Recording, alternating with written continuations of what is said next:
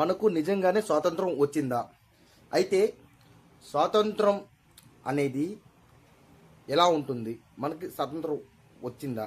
అయితే ఇప్పుడు మన స్వాతంత్రం వస్తే మనం ఎలా ఉన్నాం? ఒక్కసారి మనం రైతు దగ్గర నుంచి కూడాను సీఎం వరకు మనం చూద్దాం, ఎవరు ఎంత స్వాతంత్రంగా బతుకుతున్నారో. అయితే ఈ వీడియో మీకు ఫుల్గా చూస్తారని నేను భావిస్తున్నాను. చూడండి, చూసిన తర్వాత మీకు అర్థమవుతుంది.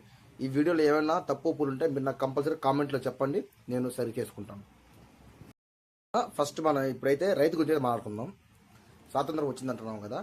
ప్రతి రైతు కూడాను ఉదయం సూర్యుడు ఉదయించక ముందే లేచి పొలానికి వెళ్ళి విత్తనాలు నాటుకొని వాటికి నీరు దగ్గర నుంచి ఎరువు వరకు కష్టపడి చెమట ఓడిచి పంట చేతికి వచ్చిన తర్వాత పంట అమ్మడానికి దళారి దగ్గరికి వెళ్తే ధర పలక్క చివరికి ఉండే ఆ పంటలో వచ్చిన లాభం మొత్తం దళారీలు తినేస్తున్నాడు. రైతుకి ఏ మాత్రం లాభం దొరకడం లేదు.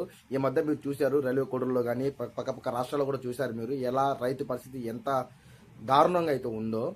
చివరికి తను నమ్ముకున్న మట్టిని కూడా అతను నమ్మలేక ఆత్మహత్య చేసుకొని చాలా మంది చనిపోతున్నారు. అయితే మనం అందరం ఏం చేస్తున్నామంటే ఆ ఆత్మహత్య చేసిన ఆ పోస్ట్ మనం కొంచెం చూసి ఆ పోస్ట్ని తీసుకువెళ్ళి ఏ యూట్యూబ్లోనో లేదా ఏ ఇన్స్టాగ్రామ్లోనో ఏ వాట్సాప్ స్టేషన్లో పెట్టుకొని 2 నిమిషాలు బాధపడి 2 నిమిషాలు మౌనంగా ఉండి ఇంక దాన్ని వదిలేస్తున్నాం, కానీ దాన్ని పట్టుకోవడం లేదు. కానీ ఇదే స్వాతంత్రం అయితే రైతు ఇప్పటికీ కూడా బానిసే, దీంట్లో ఏం మాత్రం ఉండదు. చెప్పండి, స్వాతంత్రం ఉందా? ఇప్పుడు మనం పేదవాడి గురించి మాట్లాడుకుందాం. ప్రతి పేదవాడు ఉదయం 6ంటికి నిద్ర లేచి ఏదో ఒక పని పట్టుకొని కష్టపడి సాయంత్రం వచ్చి తను అలసిపోయి స్నానం చేసి పనుకొని ఇంకా ప్రతిరోజు నెల రోజులకి అదే పని చేసి ఏదో ఒక నెల రోజు జీతం వచ్చిన తర్వాత 10,000 15,000 తీసుకొని ఇంటికి వచ్చిన తర్వాత పిల్లల స్కూల్ బిల్లులు అంట, కరెంట్ బిల్లులు అంట, హౌస్ రెంట్లు అంట, పోతే మెడికల్ ఖర్చులు అంట, ఇవన్నీ పోగా వాళ్ళకి మిగిలిది అయితే ఏమీ లేదు. డబ్బుండేవాడు ఎలాగోలా వాళ్ళకి ఎన్నో కొన్ని బిజినెస్లు ఉంటాయి, వాడు ఎలాగోలా బతికేస్తాడు. కానీ బీదవాడి పరిస్థితి ఏంటి? వాళ్ళ గురించి ఆలోచించేవాడు ఎవడు? ఇదేనా స్వాతంత్రం అంటే? ఇదే స్వాతంత్రం అయితే జీవితాంతం బీదవాడు లాగానే ఉండాలి. చెప్పండి, స్వాతంత్రం వచ్చిందా? ఇప్పుడు మనం రాజకీయ నాయకుల గురించి మాట్లాడుకుందాం.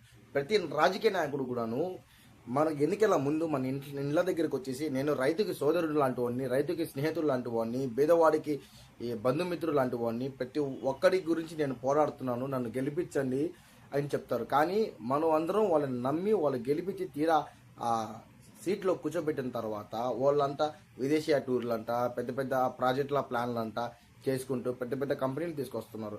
కానీ ఆ కంపెనీలు మొత్తం తీసుకొస్తున్నారు, కానీ ఆ కంపెనీలు మొత్తం ఎవరి కోసం? లాభాలు ఎవరికి? కంపెనీలకా? పోనీ వాటి ద్వారా ఏమైనా మారిందా? నిరుద్యోగం తగ్గిందా? తగ్గలేదు. పేదవారు మారలేదు. రైతు బాగుపడలేదు. ఇదేనా స్వాతంత్రం అంటే? ఇదే స్వాతంత్రం అయితే ఇంకెల్లకాలం బతుకులు ఇట్లానే ఏడుస్తూ ఉంటాయా? పెద్ద పెద్ద అడవిలు, పచ్చని చెట్లు మొత్తం నరికి వేసేసి పెద్ద పెద్ద నదులు మొత్తం మలుపు తిప్పేసి వాటికి దారి మళ్లించి మొత్తం ఎట్లా అంటే అట్లా పంపించేస్తున్నారు. పెద్ద పెద్ద కంపెనీలు పెద్ద పెద్ద ప్రాజెక్టులు సృష్టిస్తున్నారు. 100 మందికి ఉద్యోగాలు వస్తాయి, నిరుద్యోగం పోగొట్టాలని చెప్పేసి. కానీ ఇవి చేయడం వల్ల ఎంతమంది పిల్లలకి శ్వాస అందడం లేదో తెలుసా? ఇదే గనక కంటిన్యూ అయితే లాస్ట్కి మనం పీల్చే గాలి కూడా డబ్బు పెట్టి కొనాల్సి వస్తున్న పరిస్థితి కూడా ముందుగా ఉందని చెప్పడంలో ఏమాత్రం అభ్యంతరం లేదు, ఉంది కూడా. అయితే ఇది ఇలానే సాగిపోతూ ఉందంటే మనకు స్వాతంత్రం వచ్చినట్ట? మరి ఇప్పుడు చెప్పండి, మన స్వాతంత్రం వచ్చిందా? వీటికి సమాధానం చెప్పండి. మీరు నిజంగా మన స్వాతంత్రం వచ్చిందని ఎవరైతే నమ్ముతున్నారో వీటికి సమాధానం చెప్పండి.